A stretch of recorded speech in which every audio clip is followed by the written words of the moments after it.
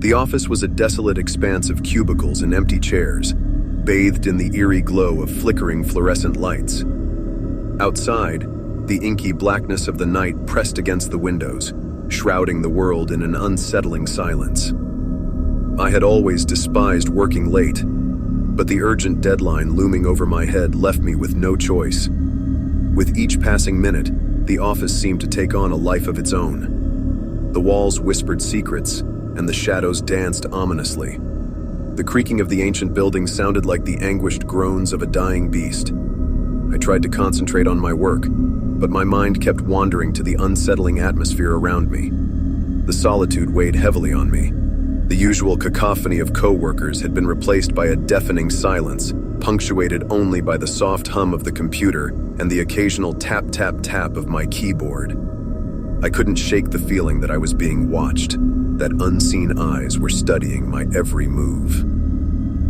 My phone buzzed, breaking the silence like a gunshot in the night. I jumped in my seat, my heart pounding. It was just a text from a friend, asking if I was still at the office. I replied, telling them I'd be leaving soon. Their response was swift. "Don't stay too late. You know this place is haunted, right?" I chuckled nervously at the message. Ghost stories were the last thing I needed right now. I'd heard the rumors, of course. Stories of strange occurrences, flickering lights, and the distant sound of footsteps when no one was there. But I had always dismissed them as the product of overactive imaginations. As the minutes dragged on, the office seemed to grow colder, the air thick with a palpable sense of dread. I tried to shake off the unease, chalking it up to fatigue and stress, but then the lights began to flicker, casting eerie shadows that danced across the walls. My heart raced, and I muttered curses under my breath as I fumbled for my phone to call maintenance. No signal. Panic set in as I realized I was truly alone, isolated from the outside world. I reluctantly rose from my chair and decided to investigate the flickering lights myself. Maybe it was just a faulty bulb or a power surge. I made my way to the nearest light fixture, my footsteps echoing loudly in the empty space. As I reached up to inspect the light, it suddenly went out, plunging the area into darkness. My breath caught in my throat, and I froze, straining my ears for any sign of movement. A soft, echoing giggle filled the air, sending shivers down my spine. It was a child's laughter, sweet and innocent, but utterly out of place in this cold, desolate office. I turned toward the source of the sound, but the darkness was impenetrable. I fumbled for my phone, using its feeble light to guide me back to my desk. As I sat down, my computer screen flickered to life, casting an eerie blue glow across my face. The document I'd been working on was no longer there. Instead, a message had been typed, slowly and deliberately, one letter at a time. "Get out." Fear gripped me like a vice, and I jumped to my feet. I had to leave, had to escape this malevolent presence that seemed to be closing in on me. But as I made my way to the office door, it slammed shut with a resounding thud, trapping me inside. My heart raced as I pounded on the door, screaming for help, but my cries were swallowed by the silence of the empty office. The temperature plummeted, and my breath misted in the frigid air. I was not alone. Something sinister was in the room with me. A cold hand brushed against my shoulder, and I spun around to find nothing but darkness. The child's laughter returned, louder this time, and closer. I stumbled backward, tripping over a chair and falling to the ground.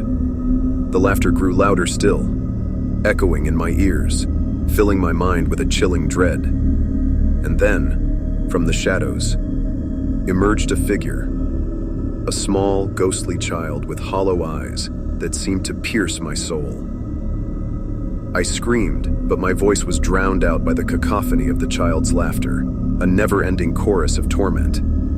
I was trapped in a nightmare, alone in the office with a malevolent spirit that had no intention of letting me escape. As the child drew nearer, its ghostly fingers reached for me, and I knew there was no way out. I had been warned about the office's haunted past, but I had never believed the stories until it was too late.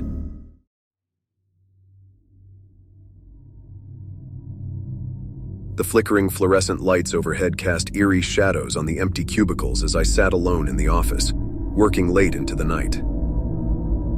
The soft hum of the air conditioning was my only companion in this desolate realm of gray carpets and monotone walls. It was a quiet, isolated sanctuary where productivity thrived during the day, but transformed into a haunting labyrinth after hours. I had always been the diligent worker, the one who volunteered to stay late and finish projects on time. But tonight, as the clock neared midnight, I couldn't shake the feeling that I was being watched.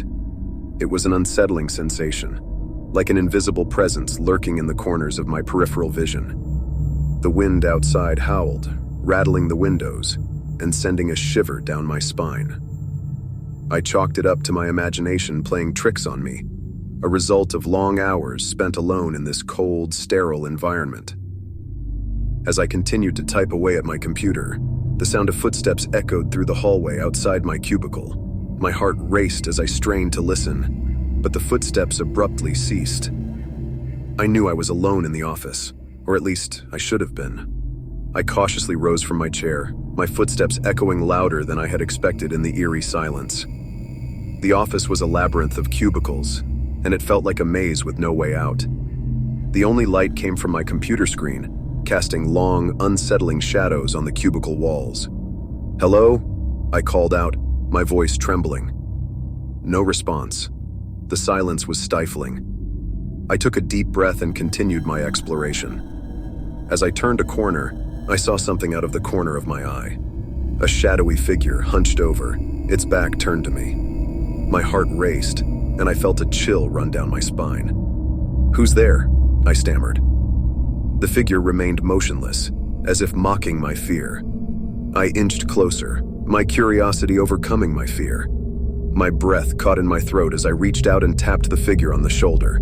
It turned slowly to reveal an empty, featureless face. With a gasp, I stumbled back, my heart pounding. There was no denying it now. Something unnatural was in the office with me. I couldn't explain what it was or why it was here, but I knew I had to get out. I retraced my steps, my footsteps echoing loudly in the stillness. Every corner I turned seemed to lead me deeper into the labyrinth of cubicles, further from the exit. Panic set in as I realized I was hopelessly lost. The overhead lights flickered and went out, plunging the office into darkness. I fumbled for my phone, the feeble glow of its screen offering little comfort. In its dim light, I saw the figure again, now closer, its empty face inches from mine.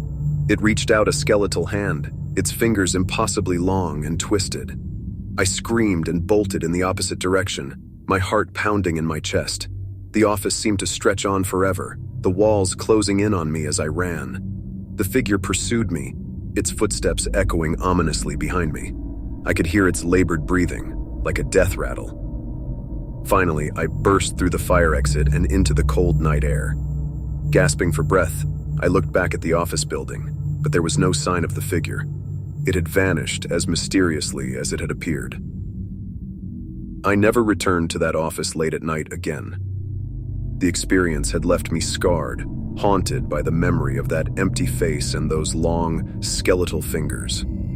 I couldn't explain what I had encountered that night, but one thing was certain. There are places in this world where the boundaries between the living and the dead are thin, and it's best not to linger in them after dark.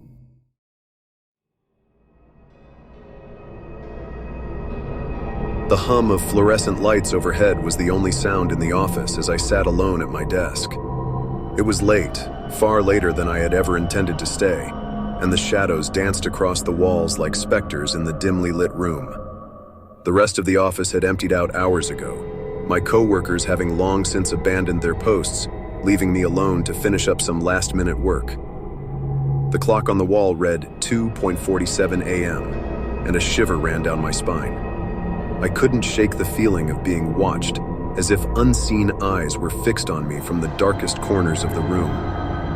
I chalked it up to fatigue and the overactive imagination that often accompanied late nights at the office.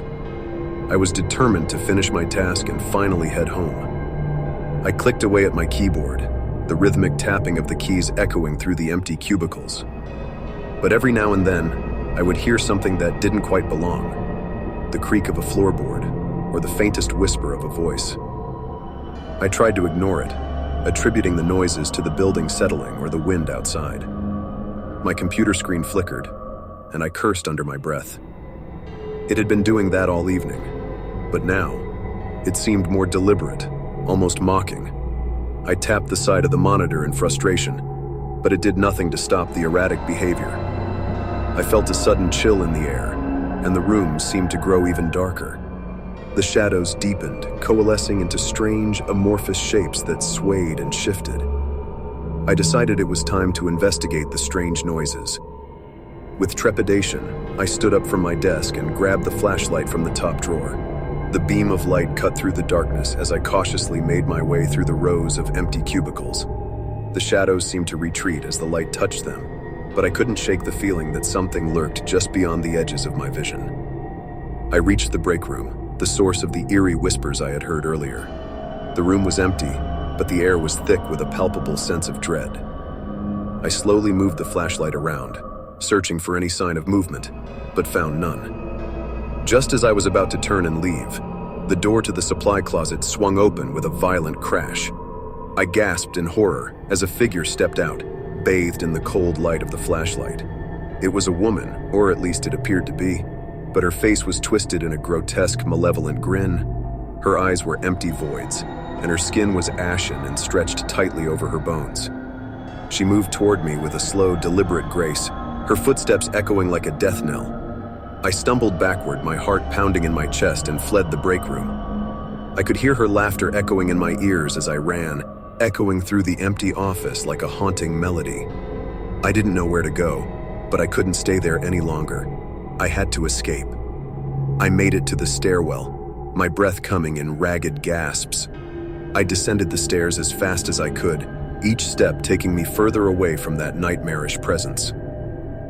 But as I reached the ground floor and burst out into the empty lobby, I realized I was not alone. The lobby was filled with shadowy figures, all of them wearing the same sinister grin as the woman from the break room. They surrounded me, closing in from every side, their laughter growing louder and more manic with each passing second. I screamed and lashed out with my flashlight, but my feeble attempts to fend them off were futile. And then, just as suddenly as they had appeared, the figures vanished, leaving me standing alone in the empty lobby. The clock on the wall read 3:33 a.m. I stumbled out of the building, my heart still racing, and vowed never to stay late at the office again. But the memory of those twisted faces and that chilling laughter would haunt me for the rest of my days. A reminder that sometimes the darkness that lurks in the shadows is all too real.